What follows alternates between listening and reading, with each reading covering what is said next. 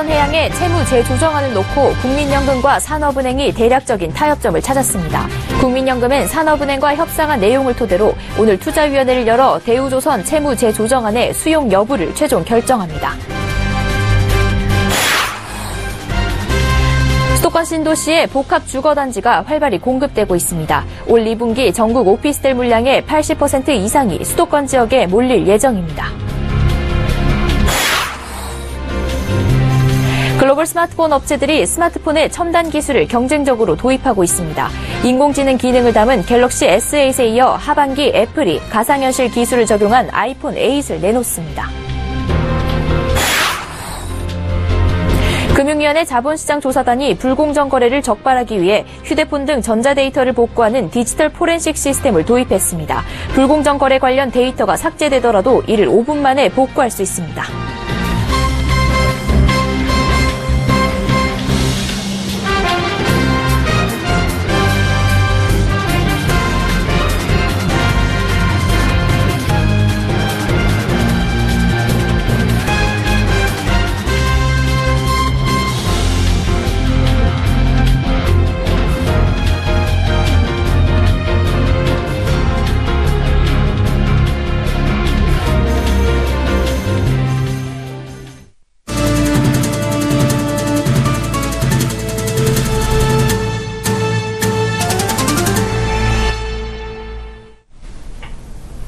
시청자 여러분 안녕하십니까? 센 경제 현장 양한나입니다.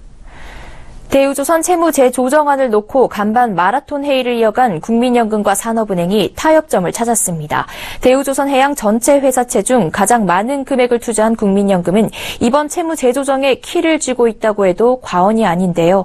좀처럼 이견을 좁히지 못했던 산업은행과 국민연금이 큰 틀에서는 합의해 대우조선 회생을 위한 채무 재조정이 극적으로 타결될 가능성이 높아졌습니다. 정한희 기자가 전합니다. 생사의 기로에선 대우조선해양이 회생할 가능성이 커지고 있습니다. 채무 조정안을 두고 이견을 좁히지 못하던 국민연금과 산업은행이 타협점을 찾았습니다. 어제 저녁 강면우 국민연금 기금운용본부장과 이동걸 산업은행 회장은 전격 회동했습니다. 이 자리에서 이동걸 회장은 국민연금이 자율 구조조정안대로 회사채의 50%를 출자 전환해주고 나머지 50%의 만기를 3년 연장해준다면 만기 연장분에 대해 국책은행이 상환을 보장해주겠다고 제의했습니다. 강면우 본부장은 이에 대해 산은이 전향적으로 협상에 임해줘 상호 협의점을 찾았다고 말했습니다. 양측 실무진은 이를 기술적으로 어떻게 보장할지를 두고 협상을 벌이고 있습니다. 국민연금 측은 만기 연장 회사채에 대해 100% 상환이 가능한 장치를 요구하고 있습니다. 산은의 예상과 달리 조선업 불황으로 대우조선이 정상화하지 못하면 돈을 돌려받지 못할 수 있는 만큼 대우조선이 아닌 산업은행이 상환 보증을 서달라는 겁니다. 하지만 산업은행 측은 보증을 서주는 것은 불가능하고 우선 상환권을 약속하는 내용 등을 담은 확약서를 써주겠다는 입장입니다. 국민연금은 산은 측과 협상한 내용 등을 토대로 오늘 전주 기금운용본부에서 투자위원회를 열고 대우조선 채무 재조정안 수용 여부를 최종 결정합니다. 대우조선 회사채 전체 발행액의 30% 가까이를 쥐고 있는 국민연금이 채무 조정안을 받아들이면 오늘 17일 열리는 사채권자 집회에서 채무 재조정이 성사될 가능성이 큽니다. 서울경제TV 정한입니다. 올 2분기 들어 수도권 신도시의 복합 주거단지가 속속 공급되고 있습니다. 주거시설인 오피스텔에서 백화점과 상가 등을 도보로 이용할 수 있는 편리함 때문인데요. 2분기에 전국에서 오피스텔 1만 6천여 실이 공급되는데 이 중 수도권에만 80% 이상의 물량이 집중된 것으로 조사됐습니다. 보도에 정창신 기자입니다. 대형 건설사들이 복합 주거단지 공급 경쟁에 나서고 있습니다. 복합 주거단지는 주거 기능을 하는 오피스텔 인근에 백화점과 상가 등의 생활 편의 시설을 도보로 이용할 수 있게 만든 단지를 말합니다. 지난 2015년 하반기에 성남 판교 신도시에 들어선 알파돔시티는 오피스텔과 백화점, 상가, 대형 가전 매장, 사무실 등이 밀집되어 있습니다. 여기에 서울과 가까운 입지, 판교로 이주한 기업들의 수요가 잇따르면서 전용 면적 110제곱미터 오피스텔의 경우 매매 가격이 분양가보다 2억 8천만 원가량 올랐습니다. 한화건설은 오늘 수원 광교 신도시에 광교 컨벤션 꿈의 그림 모델하우스를 열고 다음 주 청약에 들어갑니다. 2단지에는 지상 최고 47층 3개 동, 전용 면적 84에서 175제곱미터, 759가구의 오피스텔과 생활 편의 시설이 들어섭니다. 단지 지하에서 시작되는 갤러리아 백화점, 아쿠아리움, 에비뉴 상가를 한 번에 이용할 수 있습니다. 엘리베이터로 생활권을 누릴 수 있는 진정한 원스톱 라이프를 제공합니다. 현대 엔지니어링도 이날 고양 일산 킨텍스 인근에 힐스테이트 킨텍스 레이크뷰 모델하우스를 열고 분양 일정에 돌입했습니다. 이 단지는 지상 27층 3개 동, 전용 면적 84에서 153제곱미터, 299세대 규모의 오피스텔과 단지 인근의 백화점과 대형마트, 수영장, 전시장 등이 있어 복합 주거단지로 개발될 예정입니다. GS건설도 다음 달 안산 고잔 신도시에 그랑시티자이 2차 오피스텔을 분양할 예정입니다. 이 단지는 지상 최고 49층 14개 동, 총 3,370가구의 아파트와 오피스텔로 이루어지는데 이 중 오피스텔은 전용 27에서 84제곱미터 498실이 들어서고 나머지는 아파트입니다. 단지 인근의 백화점과 상가 등이 함께 들어설 계획입니다. 부동산 114 조사에 따르면 올 2분기 전국 오피스텔 분양 물량은 16,547가구입니다. 이 중 수도권에 공급되는 오피스텔 물량은 13,423가구로 전체 물량의 80% 이상이 집중된 것으로 나타났습니다. 서울경제TV 정창신입니다. 삼성전자가 이번에 내놓은 갤럭시 S8에는 인공지능 기능이 탑재돼 눈길을 끌고 있는데요. 삼성뿐만 아니라 세계적인 스마트폰 업체들이 인공지능과 증강현실 등 첨단 기술들을 스마트폰에 적용할 것으로 보여 스마트폰 신기술 전쟁 시대를 예고하고 있습니다. 이보경 기자입니다. 삼성전자의 새로운 스마트폰 갤럭시 S8. 인공지능 기능 빅스비를 담았습니다. 단순한 명령어뿐만 아니라 최근 찍은 사진 엄마에게 문자 보내줘 같은 복잡한 지시도 척척 수행해냅니다. 딥러닝 기술을 탑재해서 명령어에 대한 평가를 하고 이를 반복하다 보면 유저의 언어 습관을 더 잘 이해하도록 했습니다. 뿐만 아니라 물건을 촬영하면 구매까지 연결되고 텍스트를 촬영하면 외국어의 번역까지 해냅니다. 앞으로 몇 년 후 이 제품과 새로운 서비스가 어떻게 진화하고 우리 생활을 바꾸게 될 것인지 예상해 보시면 더욱 의미 있는 제품이 될 것입니다. 10주년을 맞은 애플이 올 하반기에 내놓을 것으로 보이는 아이폰 8에는 AR 기술이 적용될 것으로 전망됩니다. AR 기술은 실제 세계와 가상현실을 겹쳐서 보여주는 증강현실입니다. 사람의 내부 장기와 조직을 영상으로 볼 수 있고 사고 싶은 소파를 내 집 거실에 미리 배치해 볼 수도 있습니다. 블룸버그 등 외신은 애플이 아이폰에 AR 기술을 적용하기 위해 대규모 팀을 꾸린 것으로 알려졌다고 전했습니다. 인공지능 증강현실, 그 이유는 접거나 휘어지는 폴더블 스마트폰이 될 것으로 보입니다. 지난해 8월 고동진 삼성전자 사장은 폴더블 스마트폰 출시에 대해 하반기로 할지 내년으로 할지 판단하기 위한 테스트를 하고 있다고 말했습니다. 신기술로 무장한 스마트폰 시대가 오고 있습니다. 서울경제TV 이보경입니다. 주식 불공정 거래로 이득을 취하려는 시도가 끊이질 않습니다. 며칠 전에도 정치 테마주 관련 불공정 거래 혐의자 2명이 적발됐는데요. 금융위원회 산하 자본시장조사단에서 이러한 불공정 거래를 보다 빠르게 잡아내기 위해 전자기기로부터 증거 데이터를 복구하는 기술인 디지털 포렌식 시스템을 도입했습니다. 김성훈 기자가 보도합니다. 휴대전화나 노트북으로 불공정 거래 관련 데이터를 주고받거나 보유하고 있었다면 해당 데이터를 완전히 삭제했다 하더라도 빠른 시간에 복구해 불공정 거래를 적발할 수 있습니다.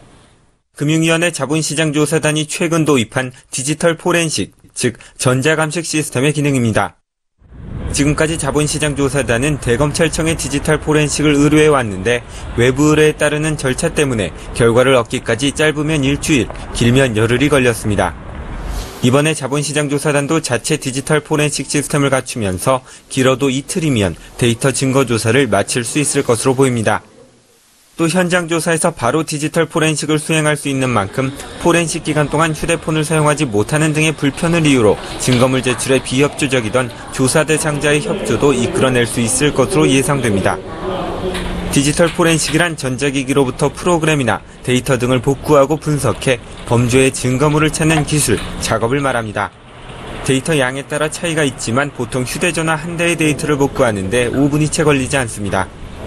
최근 화제가 됐던 최순실 태블릿을 조사하는 데에도 이 기술을 사용하는 등 다양한 분야에서 활용해왔지만 불공정 거래 조사만을 위해 도입하는 것은 이번이 처음입니다. 자본시장조사단은 조사 공무원을 중심으로 디지털 포렌식 전문 인력을 양성해 디지털 포렌식 팀을 운영할 방침입니다. 또 검찰, 공정위, 거래소 등 관련 기관과 협력해 불공정 거래 조사 전산 시스템을 개발하고 있습니다. 서울경제TV 김성훈입니다. 지난해 국내 은행들이 해외에서도 장사를 잘한 것으로 나타났습니다. 지역으로 보면 홍콩에서 돈을 가장 많이 벌었고 분야로 보면 유가증권과 외환파생 등 비이자 이익이 많이 늘었습니다. 앵커 리포트입니다. 작년 국내 은행의 해외 점포 순이익이 1년 새 15% 늘었습니다. 금융감독원에 따르면 40개국에 있는 국내 은행 해외 점포 178곳의 작년 말 순이익은 전년보다 9천만 달러 늘어난 6억 5천만 달러를 기록했습니다.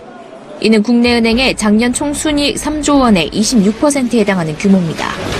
특히 KB 하나은행이 홍콩 지정 건물을 매각하면서 평가이익이 늘었고 브라질에선 은행들의 부실 채권 회수가 이어져 비이자 이익이 54.8% 급증했습니다. 지역별로는 홍콩과 인도네시아에서 순이익이 가장 많이 증가했고 베트남과 미국에선 줄었습니다. 은행의 해외 점포 총자산은 작년 말 958억 4천만 달러로 전년보다 75억 2천만 달러 늘었습니다. 이는 국내 은행 총자산의 5.1% 수준입니다. 자산 종류별로는 대출금과 현금 예치금, 유가증권 순으로 증가했습니다. 반면 본지점 개정과 은행 간 대여금은 줄었습니다. 현지 점포 자산은 베트남과 인도네시아, 중국 순으로 증가했고 영국과 싱가포르에선 감소했습니다. 은행의 자산 건전성을 평가하는 고정 이하 여신 비율은 해외가 1.1%로 국내보다 양호했습니다.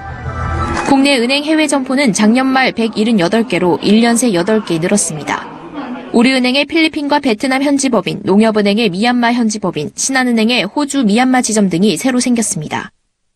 해외 점포 중 베트남과 중국, 홍콩, 인도 등 아시아 지역 점포가 전체의 68.5%를 차지했습니다. 서울경제TV 양한나입니다.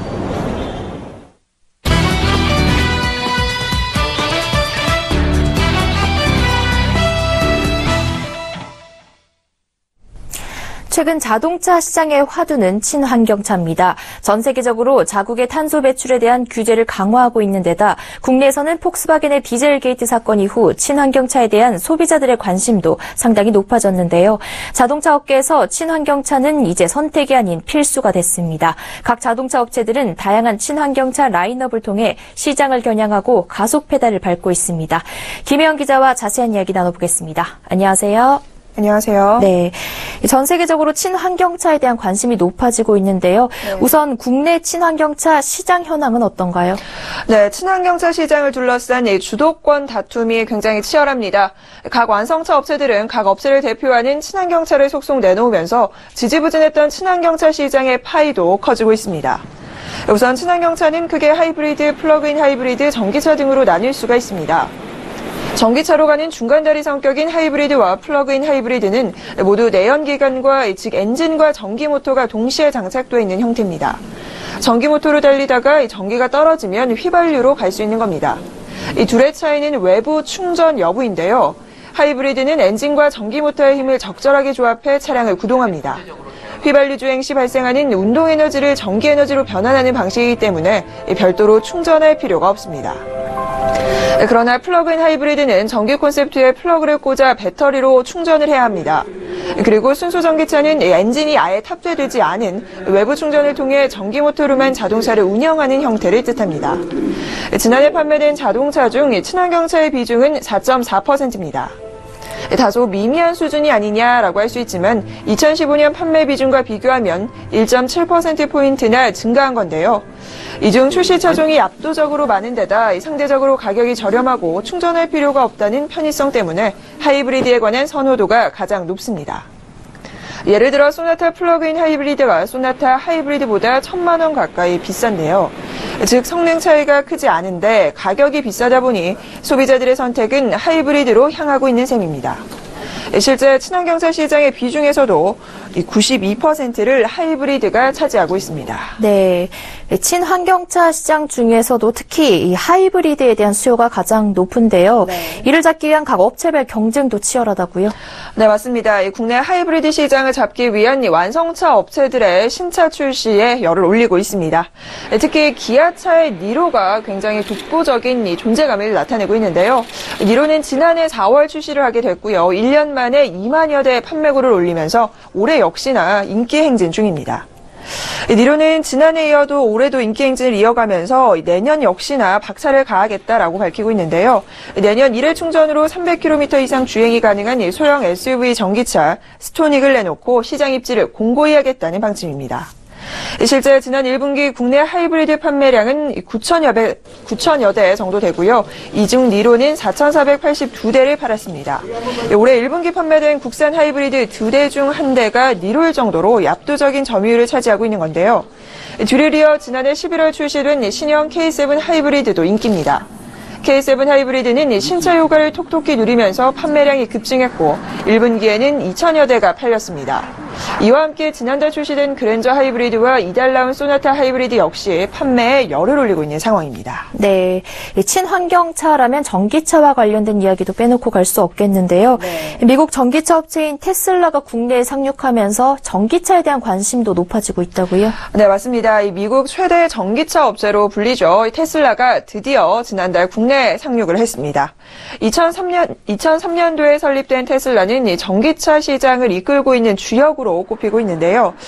글로벌 완성차 업계의 전기차 게임 체인저로 단숨에 자리매김하게 됐습니다. 국내에서 현재 판매되는 테슬라의 모델은 모델 S 90D입니다. 최대 주행거리는 378km, 제로백은 4.4초, 가격은 1억 2천만 원입니다. 다소 비싼 가격과 10시간 내 완속 충전 규정을 지키지 못하면서 정부의 전기차 보조금 대상에서 제외됐는데요. 그럼에도 많은 소비자들이 큰 관심을 보이고 있는 만큼 전기차 시장 확산에 대한 기대감이 커지고 있습니다. 또 한국제엠의 전기차 볼트도 화제입니다. 지난 17일 사전 계약을 시작한 지 2시간 만에 400대가 완판이 됐는데요. 지금은 볼트를 사고 싶어도 내년에 기약해야만 하는 상황입니다. 볼트 EV는 한 번 충전으로 주행 가능한 거리가 383km입니다. 이는 서울에서 부산까지 갈 수 있는 거리로 경쟁 차종 중 가장 긴 주행 거리를 자랑합니다. 한국GM은 이 볼트의 장점을 꾸준히 알려서 내년까지 인기를 이어가겠다라는 전략인데요. 내년 상반기까지는 1회 충전 주행 거리가 300km대 전기차가 새로 출시되는 차종이 없기 때문에 경쟁차가 없다, 독보적이다라고 자신을 내비치고 있습니다. 특히 지방 보조금이 지자체별로 다르지만 정부의 보조금이 최대 2,400만 원인 걸 감안하게 되면 동급 차종의 가솔린 모델보다 전기차를 훨씬 저렴하게 살 수가 있습니다. 다만 현재는 전기차 충전 인프라가 열악하다 보니 시장 확대가 더딘 건데요. 정부에서도 충전 인프라 확대에 팔을 걷어붙이고 있는 만큼 향후 전기차 시장의 확장세가 점쳐집니다. 네, 전기차에 이어 수소차도 미래 친환경차 시장을 대표할 차종 중 하나인데 수소차 이쪽에서는 현대차가 발빠르게 움직이고 있다고요? 네, 맞습니다. 현대차가 수소차 개발에 열을 올리고 있습니다. 2013년이었죠. 투싼 수소 전기차 양산에 성공을 하게 됩니다. 별도의 에너지 소모 없이 수소와 산소를 결합해 전기를 만들어 달리는 수소 전기차는 궁극의 친환경차로 평가받고 있는데요. 어제 개막한 뉴욕 모터쇼에서 현대차의 고급 브랜드 제네시스가 야심차게 선보인 GV80 역시 플러그인 수소차입니다. 수소를 충전해서 전기 모터를 구동하지만 플러그인 방식으로 배터리를 직접 충전할 수도 있는 건데요. 전기차 아이오닉 일렉트로닉과 수소차 투싼을 양산 중이지만 이 두 가지 기술을 결합한 모델은 이번이 처음입니다. 이에 따라 현대차는 내년 평창 동계올림픽에 맞춰서 양산형 신차를 내놓겠다라는 계획을 밝힌 바 있습니다. 네, 친환경차 시장에 대해 김혜영 기자와 이야기 나눠봤습니다. 오늘 말씀 고맙습니다.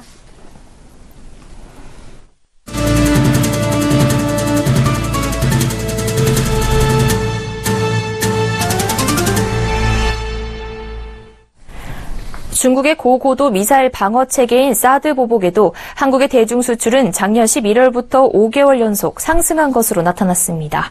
중국에서 관세청에 해당하는 해관 총서에 따르면 지난달 한국이 중국으로 수출한 금액은 142억 5,933만 달러로 전년 같은 달보다 7.3% 늘었습니다.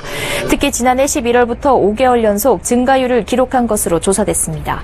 작년 초반 대중국 수출 급감에 따른 기저효과에 중국의 최근 경기가 호조를 띠고 있고 국제 유가 상승으로 석유 제품과 원자재 수출이 촉진됐기 때문으로 분석됐습니다. 하지만 아직 사드 보복 조치가 본격화되기에 앞서 선주문화 물량이 반영된 결과일 뿐 안심하기엔 이르다는 지적도 나오고 있습니다.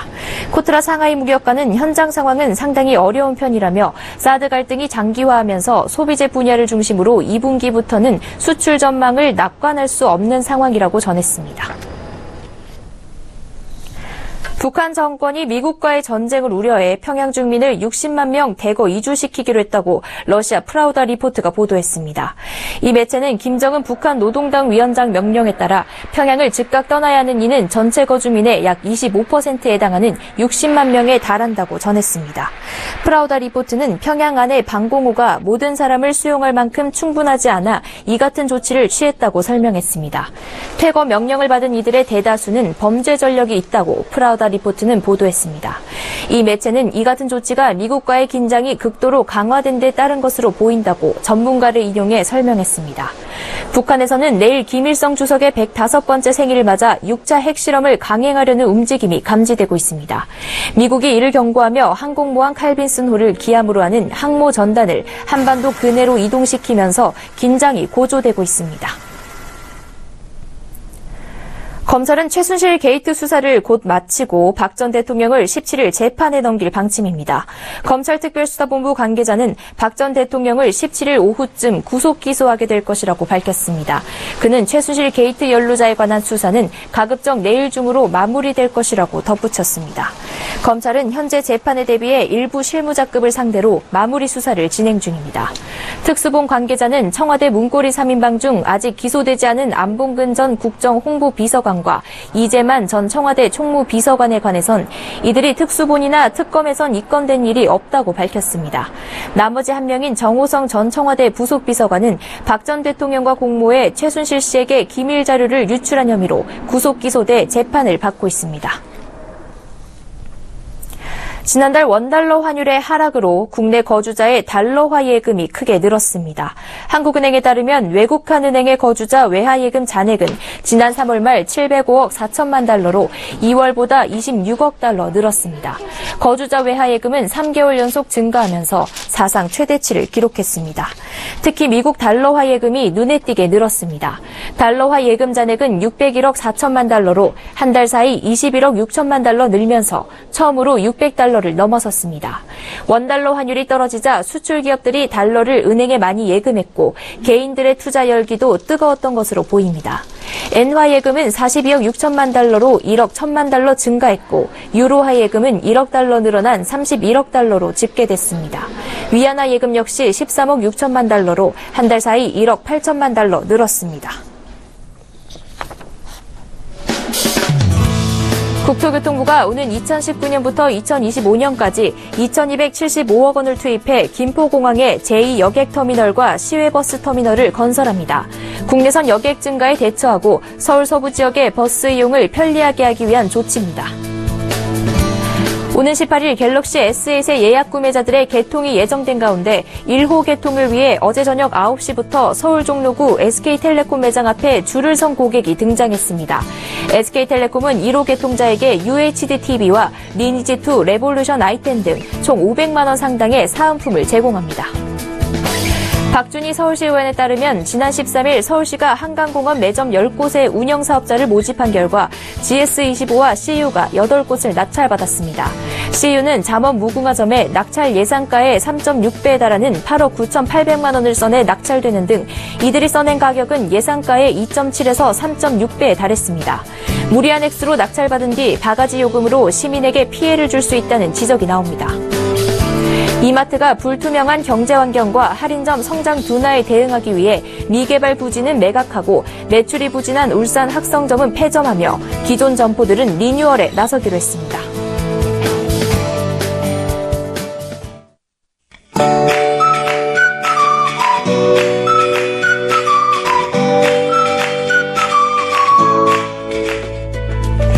안녕하세요. K웨더 라이프스타일 예보 윤지향입니다. 비구름대가 빠르게 지나고 있습니다. 서울과 수도권을 비롯한 서쪽 지방은 낮 동안 비가 내린 뒤 모두 그쳤고요. 강원도와 영남 지방의 비도 저녁에 대부분 그치겠습니다. 다만 밤사이 약한 빗방울 떨어지는 곳은 많을 것으로 보입니다. 이어서 주말 날씨입니다. 먼저 토요일인 내일 전국에 구름이 많겠고요. 호남 지방은 새벽부터 오전 사이, 영남 지방은 오전부터 저녁 사이에 비가 조금 오겠습니다. 일요일은 구름 많은 가운데 낮 기온이 크게 오르겠는데요. 서울 21도, 대구 27도로 남부지방에선 조금 덥게 느껴지는 곳도 있겠습니다. 일요일 밤에는 전남과 제주도에 비가 오겠습니다. 다음은 주말 미세먼지 예보입니다. 국외에서 유입되고 국내에서 발생한 대기 오염물질이 정체하면서 주말 전국의 미세먼지 농도 한때 나쁨 단계로 예상됩니다. 내일은 남부지방을 지나는 기압골의 영향을 받다가 점차 벗어나겠습니다. 자세한 지역별 날씨는 나절 예보로 알아보겠습니다. 내일 중부지방 구름 많겠습니다. 낮 기온 서울 18도, 대전 24도로 오늘보다 조금 높겠습니다. 동해안 지방 역시 구름 많겠고 한낮에 속초 25도, 강릉 24도로 오늘과 비슷하겠습니다.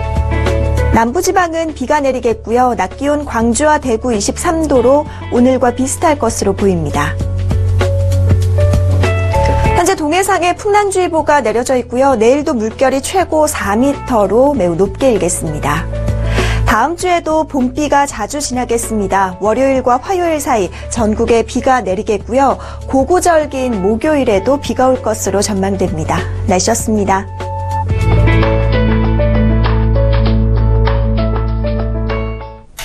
센 경제 현장 여기까지입니다. 시청해주신 여러분 고맙습니다.